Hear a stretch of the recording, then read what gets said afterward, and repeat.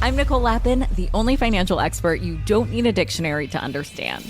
It's time for some money rehab.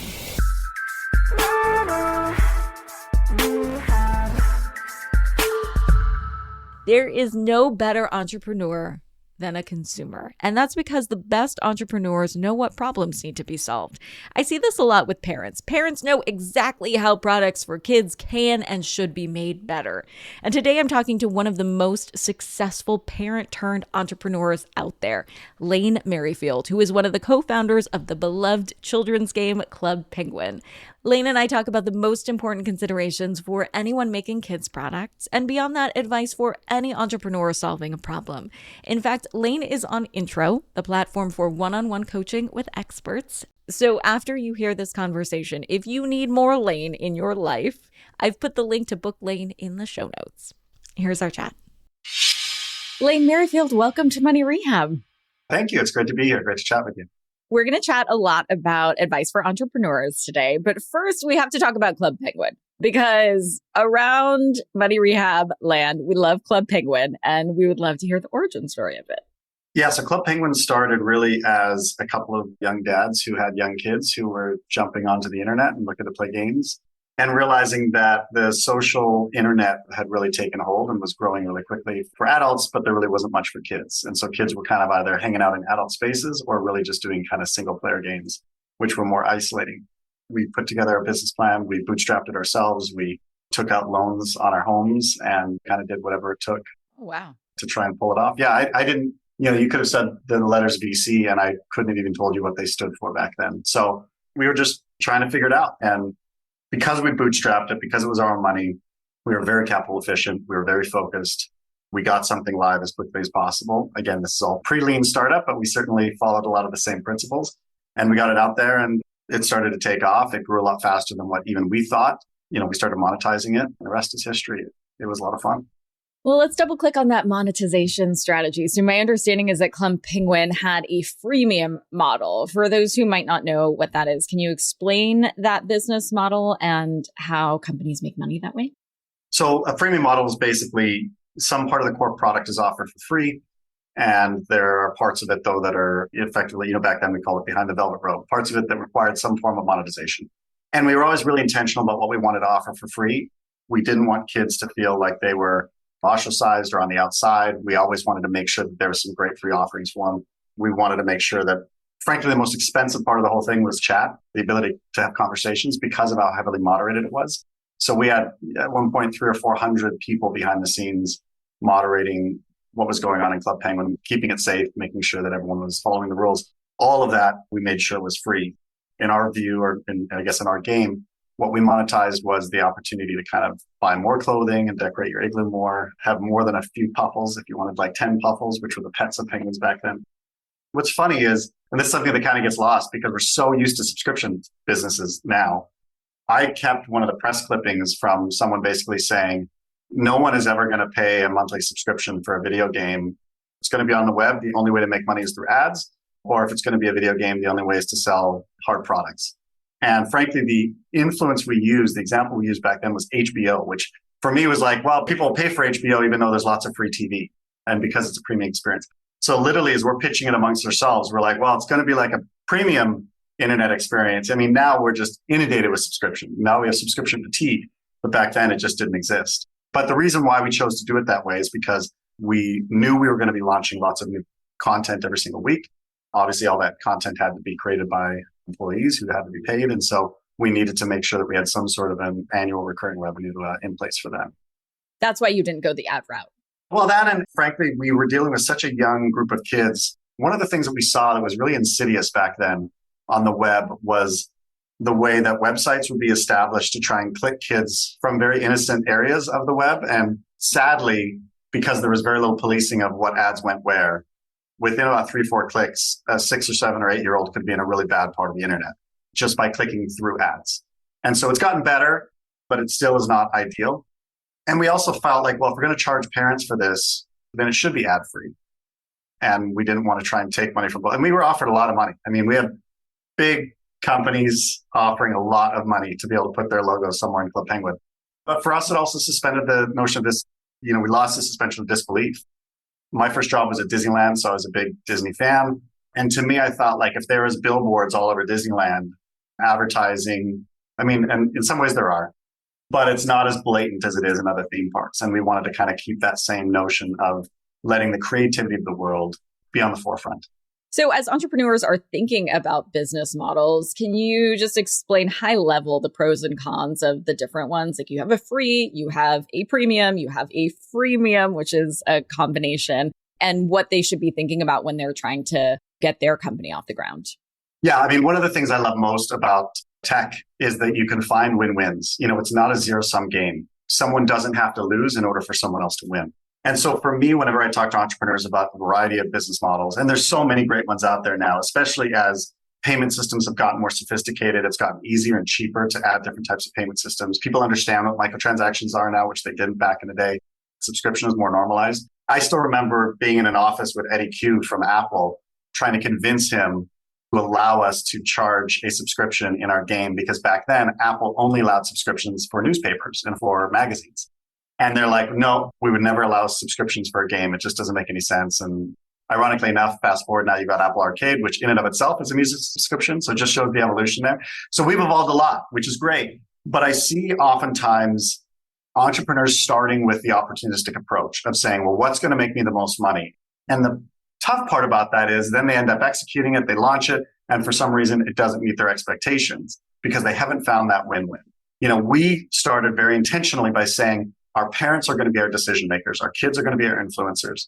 And so our decision makers, we need to keep them happy first and foremost, which is why we're going to make it ad free. So we're going to cut off that revenue stream in order to make sure that our decision makers are as happy and content as possible. So that when they walk by their kid's computer screen, they're not seeing a giant billboard for Kool-Aid or for Lucky Charms when they're going, wait, why am I paying $5-6 a month for this? And they're still inundating my kids with ads. So those are all very active decisions, sometimes risky decisions, but we found those wins. We found a way to make sure that everyone in the ecosystem was happy and content. And I think we were financially rewarded for it. So at the time, you didn't put the whole thing behind a paywall entirely because Apple didn't allow it? Well, by the time we were having those conversations with Apple was when we were rolling out our mobile app. So we started on the web, right? It was purely web-based back in the day. And so thankfully, we had some time to convince them. And it wasn't until we started showing them the numbers that we were able to kind of convince them. And in fact, Club Penguin was one of the first that was allowed to actually use subscription model in the App Store. But we didn't start in the App Store, right? We started on the web. So that was part of it. But no, it felt like we were being hypocritical if we said we built this thing for kids to have a safe place online, but only wealthy kids. And we really don't care about the others. I mean, not to sound overly like sappy or altruistic, but we really said, hey, we want the core of this game to be available for everyone. And, you know, for those parents who can't afford $5 a month, great. They can help subsidize a lot of the kids out there that can't. And all the kids are going to have a safe space. How much revenue was Club Penguin making when you sold it to Disney? I'd say we were somewhere between 50 and 100 million at that point. And then post Disney, we grew that up to well north of 150 million annually in ARR just from the subscription business. Of course, then we added in consumer products and we were doing magazines and, you know, all sorts of things, which all added to that. Ironically, people always ask about Club Penguin being shut down, and there's a lot of reasons behind it. One of the worst ones was Disney accidentally signing a contract with a credit card provider who was unwilling, and they were unable to transition their subscriptions off of the previous provider onto this new one without canceling everyone's subscriptions and basically having to start from scratch. And so if the numbers I heard were accurate, because I wasn't obviously involved back then, Club Penguin was still making 30 to 40 million a year when Disney decided to shut it down. I guess at that point, you knew what ARR, which, by the way, if you can define that for our audience, and VC meant. Yeah, ARR is annual recurring revenue. And so to put it in perspective, we all pitched in about 50 to 100 grand each, launched Club Penguin for about $200,000. It was profitable 3 months after launch. And I think we're, 50 to 60% margin for most of its lifetime. Yeah. And so ARR being annual recurring revenue, VCs being the folks that started knocking as soon as they saw those numbers. It always happens that way. When you don't need it, they come knocking. I know. It's amazing. I have a lot of VC friends, so I'm not harping on it. And I think for the right company, being venture backed is not a bad thing. VC obviously standing for venture capitalist. And as an investor now myself, There's times that I think it works, but there's also times, if I'm being really honest, that I don't think it's right. And I'll tell entrepreneurs this. Sometimes entrepreneurs just assume that getting other people's money or VC money is like it's an assumed step in the process. And I've literally attended company parties before where the company party is really an announcement party of how much money they just raised and a giant celebration of we've made it. We just raised $10 million, $50 million. Ta-da. And it's so funny to me because it'd be like getting all your friends together and being like, all right, we're going out this weekend. We got to celebrate. I just got my credit card limit raised from $5,000 to $10,000. And I'm feeling like we should really celebrate because that must mean I've made it. You just took on a bunch of debt. Exactly. I think sadly, there's a lot of 20, 30, 40, $50 million companies that could have been very successful, that could have made their founders a lot more money, even in the long run, but it might have taken longer to get there, but that were squished and destroyed by being jammed into trying to force them to be unicorns. And they were never really designed for that. Because the moment you take that money, the expectation is if you're not using numbers like $500 million or $1 billion, don't waste my time. And so you get a lot of founders that are like, well, of course I'm going to make $1 billion. Well, they could have made them and their founders a few $100 million and it would have been just fine. I totally agree with you. I have an entrepreneur friend who took on a bunch of money and they grew like crazy and then needed to then fulfill all of these expectations. And I was having dinner with her and she said, I just wanted to let you know, like the company is going to go bankrupt. And I'm like, I'm so sorry.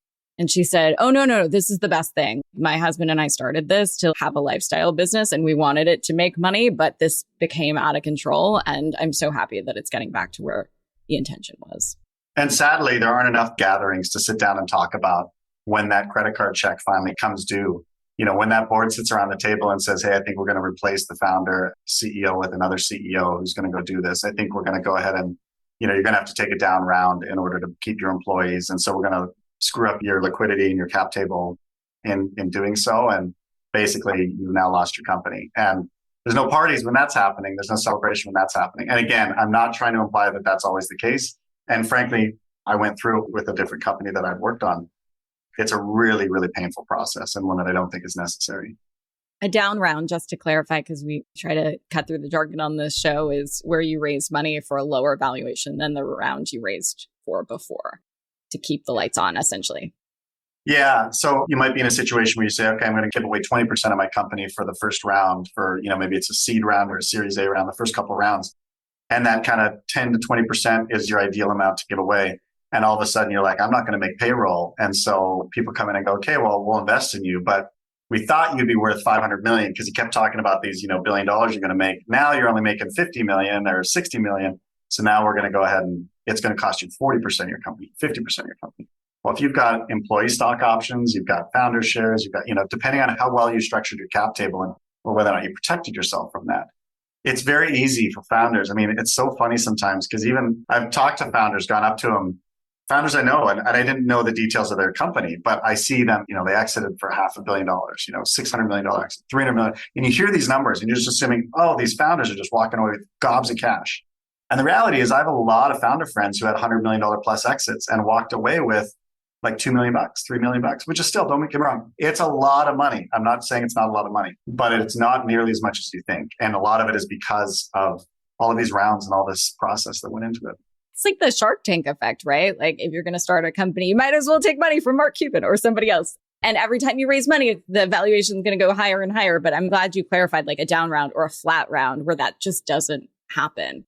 Yeah. And it happens more than people realize because at the end of the day, and to be fair to the VCs, they're going, hey, we took a risk assuming X. We're now seeing it's going to be Y. We can't give you the same valuation you had before. And so that's the other thing a lot of entrepreneurs make the mistake of is accepting too big of a valuation for their company. You kind of get diluted into thinking, I just had a VC say that my company's worth $50 million. Then they do the imaginary math. Well, I still own like 20% of my company. That means on paper, I'm now a millionaire. I'm worth this. And then sadly, it's all on paper and it never becomes real. Yeah. And part of the spirit of why you start a company is to be your own boss. And I think it's a great reminder. And you do this all the time of saying to entrepreneurs, as soon as you take money, it's not free money. Now you have somebody to report to. Absolutely. It's that credit card. It's that, hey, all of a sudden, guess what? Every month, you're going to get someone sending an invoice going, hey, how's it going? let's have a quick board meeting here and figure out what's going on over here. And we don't talk about the personal elements of this enough, the stress that puts on founders, the amount of anxiety they find themselves under. And sadly, the poor decision making that can come from being under that level of anxiety, that when they were first starting out and feeling like, hey, they had nothing to lose and they were taking smarter risks, better risks, sometimes more risks, all of a sudden you've got 30 people on payroll and I feel responsible for them. And what if they can't pay their bills because I screw something up? And all of that just ends up creating this compression that if you can't really handle it, if you can't work your way through that fear and get to the other side of it, you're going to end up making poor decisions, which now has you in a cycle that is only going to make matters worse and not better. And it's really tough to watch. It's like trading one problem or one source of anxiety for another. I have a founder friend who took on a bunch of money and didn't write back to an investor on time or something, like in a timely manner, and kind of got a talking to. And they're like, hey, I need to spend time doing sales calls or bringing in more revenue, right? And so then you have to, with a limited amount of time, answer to these investors who then gave you a bunch of money where you could, I mean, the calculus is using that same time to make money or bring in revenue other ways. But I'm really glad that you're saying the contrarian view to what's been proliferated around this. Yeah. And you know what, there's been kind of, and again, I was on the Canadian version of Shark Tank called Dragon's Den. So I was part of that propaganda machine around entrepreneurialism and just, hey, it's all about taking money. And frankly, if I'm being really honest, it's a little bit of why I'm not on the show anymore. I did 3 seasons. But it was hard to see people assume that, well, once I've got the investment, now I've made it. Now I've achieved it. That's all I really need to do. And even some of the investments I made on the show, you see it switch. And now they're more concerned about me and my perspective than they are about their customers. You know, when we were acquired by Disney, I still remember one of my kids saying like, well, is it weird now, Dad? Because now you have a boss. And I was like, well, yeah, I've always had a boss. It's like, well, what do you mean? You were the boss? I'm like, well, yeah, I was maybe the CEO of the company. But ultimately, my success or failure as a CEO was driven by the customers. So they were my boss. And the parents, all those millions of parents out there, they were my boss.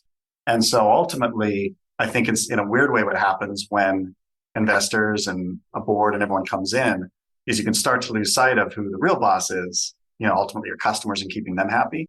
And I've seen some CEOs do an amazing job of keeping their boards happy and apprised, and they run incredible board meetings and they're detailed and they're specific and they know their numbers and they drive their company right off a cliff because they realize that I spent so much time managing up to my board. I kind of lost sight of who I was really building all this for, and I lost sight of the customers. And you never took on capital when you were at Club Penguin?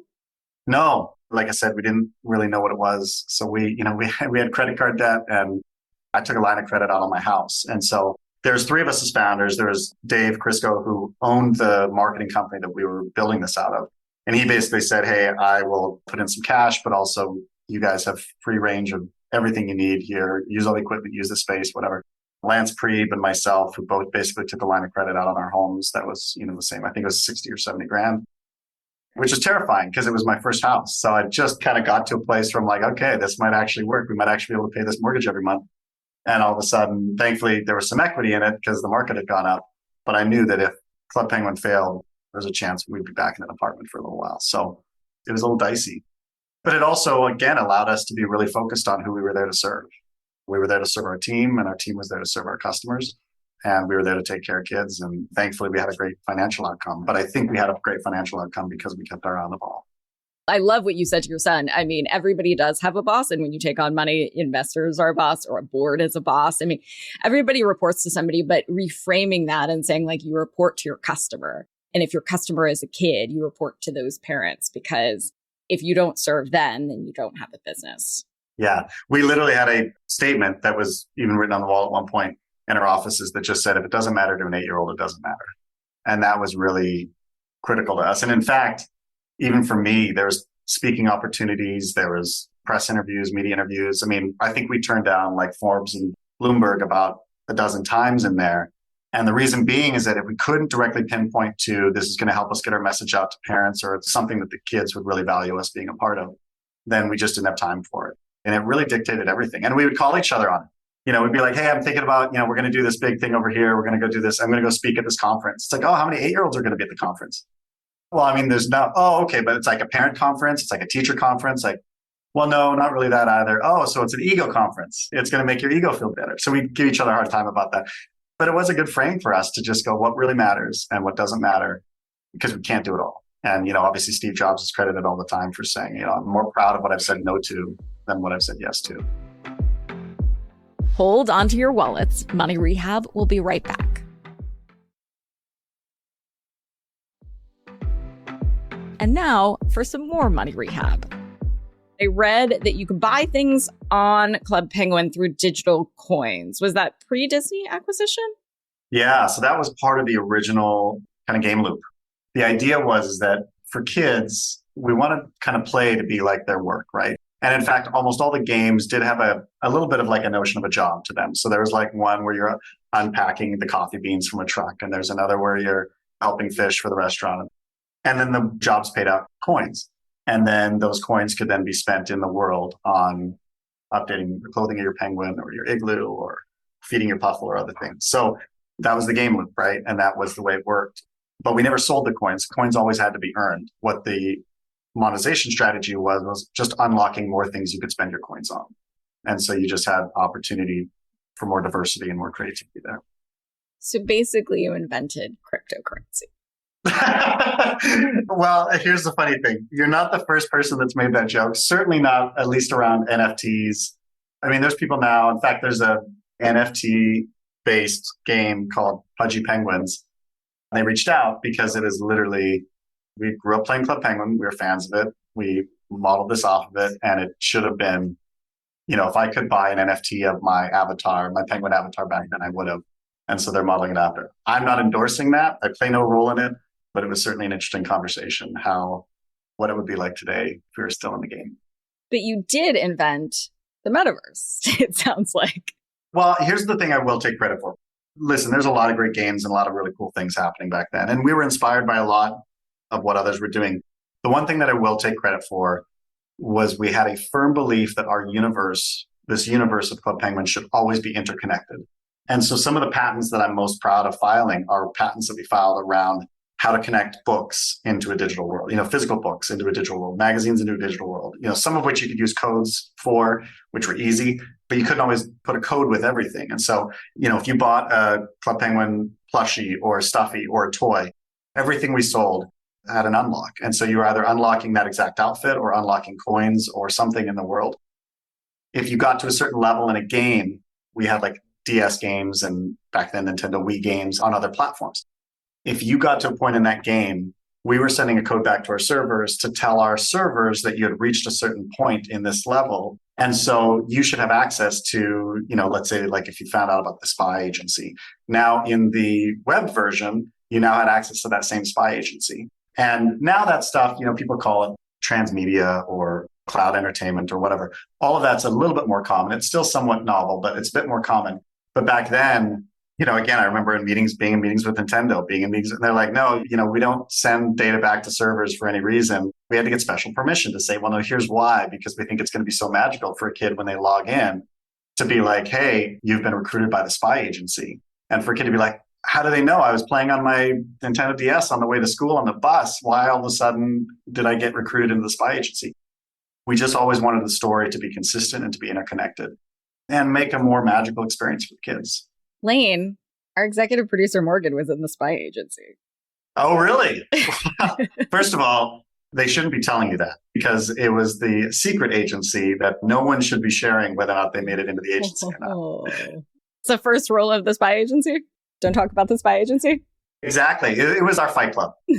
It's funny, actually. One of the things I miss the most, I miss sitting in those creative rooms with our team and just coming up with these crazy ideas, but also listening to the kids. One of the things I'm most proud of is that we invested a lot of money and effort into just listening to our audience. And it wasn't easy because back then, kids didn't have a million YouTube channels. They weren't all over TikTok. So they would either send in an email or something, which, we said an email reply will always get a reply. Every time they pick up the phone and called us, someone will always pick up the phone and answer. And even if they handwrite a letter, we're going to handwrite a letter back to them. And so that was always our kind of notion of just maintaining that communication. But those communication channels were integral to us because one of the things I love the most is how much kids would come up with an idea and they'd almost rally themselves behind this. They'd create this lore of this idea. And then we just had the opportunity to figure out how to make it come to life. And so millions of kids would write in saying, you used my idea, use my idea. And the reality was we did. They didn't know that there's a million other kids that had the same idea, but we loved turning their imaginations into reality. And in fact, we considered ourselves stewards of that. We are stewards of their imagination. How do we just connect the dots and make it come to life? Did you get any shit from parents who wanted their kids to spend less time online? Yeah, actually, it's one of the reasons why we were one of the first games that had a parent portal, a parent access that allowed them to limit how much time their kids spend online. So we always said, we don't mind being the bad guy. You just tell us what time of the day and how long you're willing to let your child play online. And we would literally pop up a warning like you've got 10 minutes left to play and 5 minutes left to play. And we would be the bad guy giving them the warning so their parents didn't have to. But that was a feature we custom built from scratch. There wasn't anything out there. Now, again, there's parental controls and everything. But back then there wasn't. And again, people thought we were crazy because most people are like, no, you want more time. You want them spending as much time as possible, right? Look at social media. Well, how are those funded? They're funded through advertising. So the advertisers want as much airtime as possible. And that's the way that works. We didn't have ads. We didn't care. If a kid logged in and spent 5 minutes but had an amazing time, that's all that mattered. Because it sounds like you were making it for your kids. You're a bunch of dads who knew the pain points. There are a lot of pain points when you're dealing with a teen-focused vertical, right? Or a business that's geared toward kids. What kind of advice do you give entrepreneurs who are thinking about getting into family or teen-focused businesses? I get this a lot, and people don't always like the answer. They see the market and they say, well, it's less crowded, so I'm going to jump in there.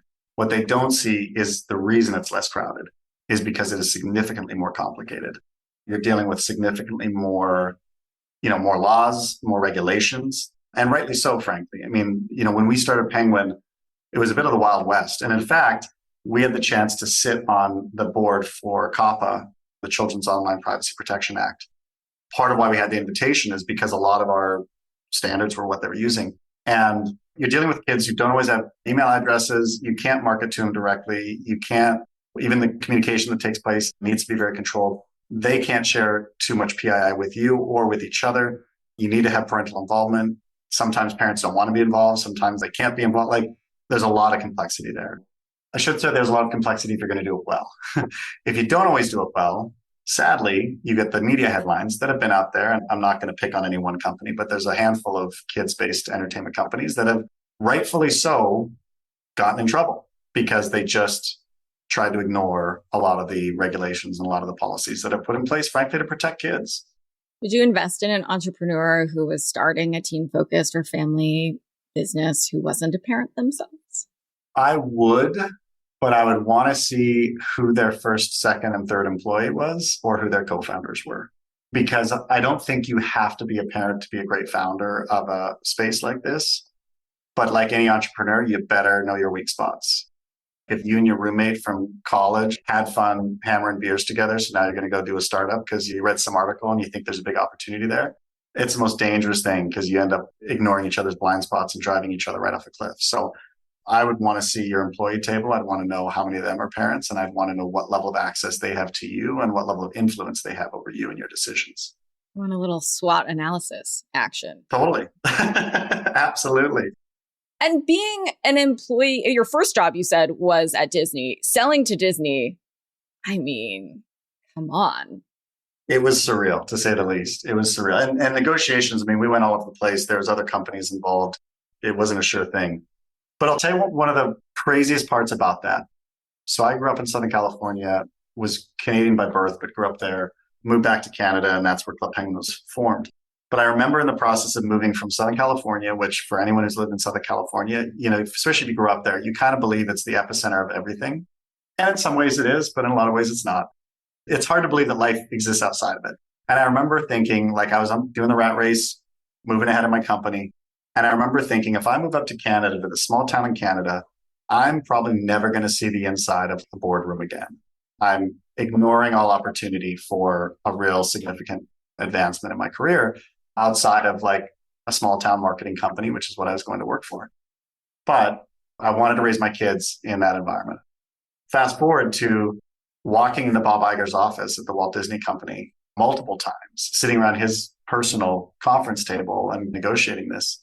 Gives me chills even now, just thinking about it. I mean, you can imagine what it was like then, because it felt like I took 2 pay cuts before we founded Club Penguin because of who I wanted to work for and with, because of who I wanted to be around, because of the culture I wanted to be around, and because of the place I wanted to raise my kids. And so to be in that situation, sitting across the table from Bob and having these conversations was like nothing I'd ever imagined. And I was a total Disney nerd. So, I mean, I used to give tours of Disneyland to friends and family. Did you tell him that? Did you try not to be a total fanboy?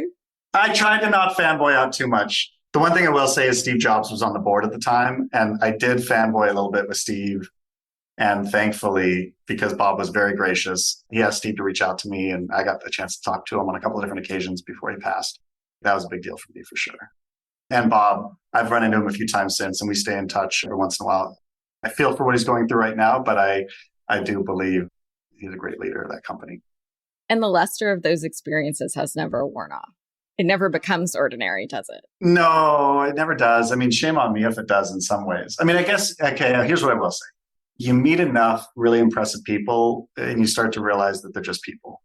It's not a negative thing by any means, but let's face it, most of the people that I would try and name drop, I mean, I realized I just was a bit douchey and name dropped a few right there, but You were not most of the time, most of the time that I would do that or that you could think to do it, these are people who've got teams of press people and marketers and communications execs and around them helping craft an image. And it's almost impossible for any one individual to perfectly live up to.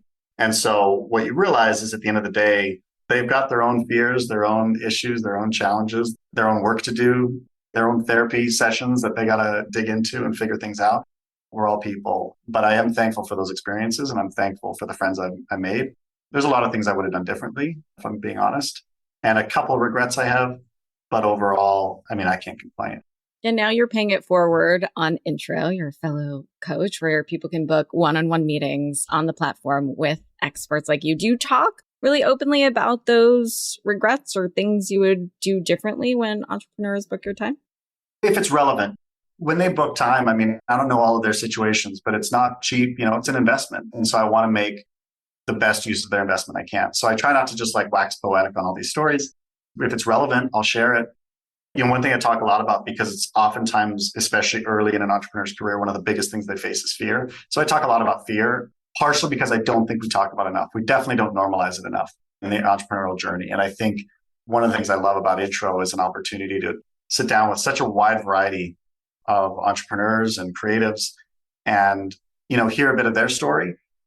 I immediately try to figure out, okay, what can I plug into and relate with? What value can I add here? And then make sure that I use the time as judiciously as I can to add as much value as I can and hopefully give them some real nuggets to walk away with. That's cool. We had Spencer Raskoff on the show a few months ago. He talked about how the current economic climate is making it really difficult for founders to fundraise. He gets booked a lot to talk about that. Do you think that potentially could be a good thing? Like, are we normalizing back from like the go-go days of fundraising? I mean, listen, there's some companies that fundraising is the right thing to do. And the fact that it's harder, I would never wish that on anyone as having participated on both sides of that spectrum. But I do think that there's some balance that needs to come. And I do think that there's, part of why I wanted to share this openly here was to talk about some of the education that I think needs to happen around the fact that not everything should be venture backed. Not every project needs investors. Now, it doesn't mean you should go risk your house on it like I did, but it does mean that these decisions shouldn't be made lightly. And sometimes in an era of easy, free money, it gets so easy to take it and way harder to return it. And I've seen the pain of that in entrepreneurs. And if I can help alleviate or avoid that pain for some, then I want to do that. So then if you don't tap into your house and you don't tap into VCs, where would you suggest to get startup capital? Well, yeah, I mean, first of all, there's a lot of ways to do it. I mean, of course, there's savings. There's also partnerships you can do. And part of why we were able to build Club Penguin so cost effectively is because of Dave Crisco saying, hey, use my office, use my equipment, use my systems. And here's even a couple of employees who part-time can kind of help you out with this. It was very generous, but it also kept us focused on just creating the product. And we weren't trying to lease office space and come up with a logo and figure out, like, I see so many entrepreneurs get so obsessed around what's the company going to be like that they forget and lose sight of what the product really should be. So being capital efficient also forces you to get the product out faster and see if you've got a market there, right? I mean, we all talk about MVPs and minimum viable products and getting it out there. But sometimes when you got a lot of money, it gets really easy to convince yourself that it's not ready yet. It's not ready yet. It's not ready yet.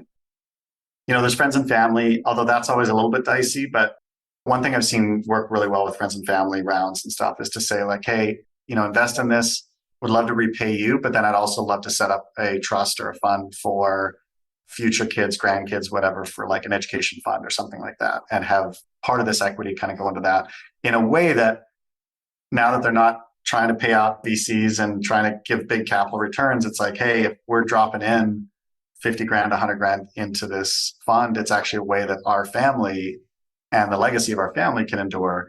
There's a lot of creative things you can do around that don't put the same stakes as high as saying, well, how can I become a unicorn in the next year? And if I can't become a unicorn, I must be a failure, which is kind of like what I think has transpired a lot over the last 10, 15 years. So a friend or family member wants to give me 100 grand for my company. I then take that 100 grand and say that with the returns, I'm going to put that into some sort of investment vehicle or trust to then grow for your family?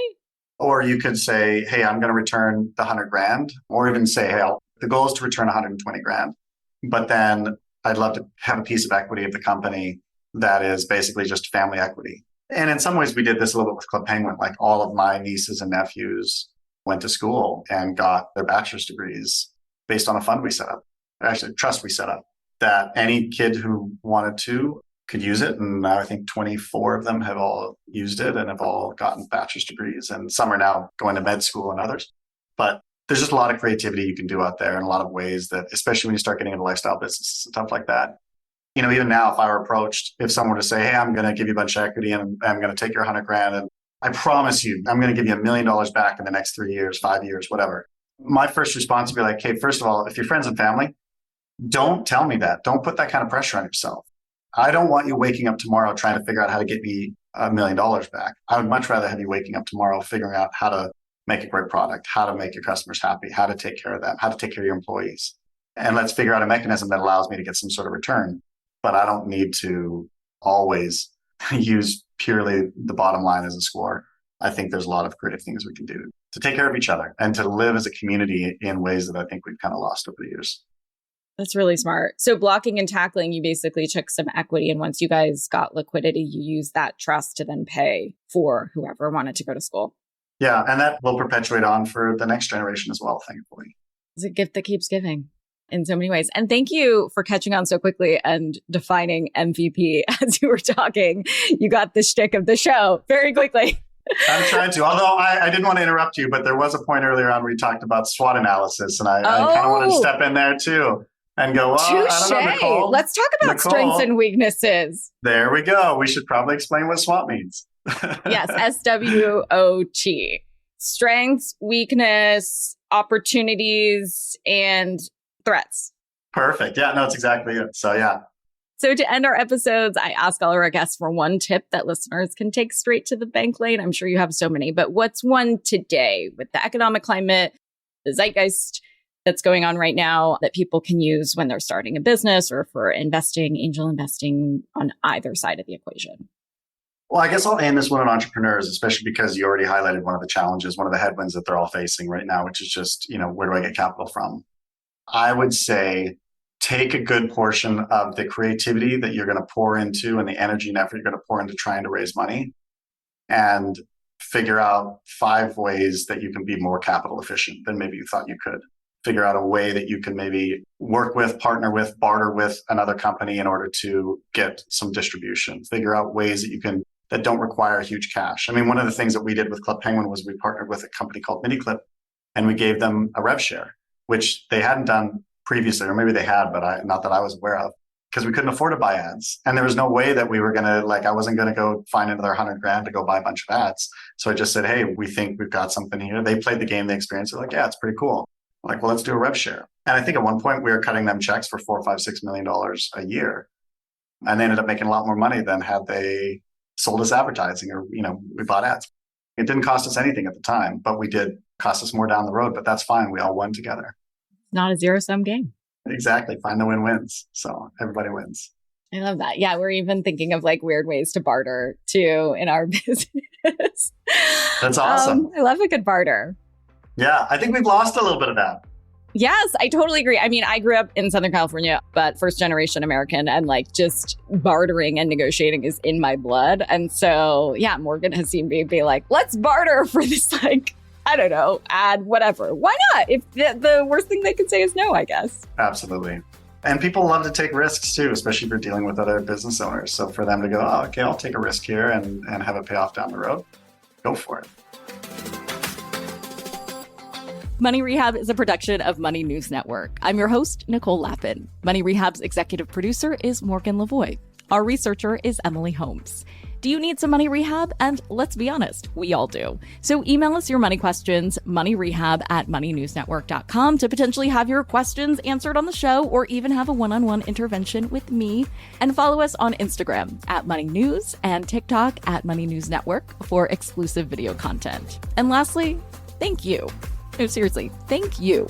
Thank you for listening and for investing in yourself, which is the most important investment you can make.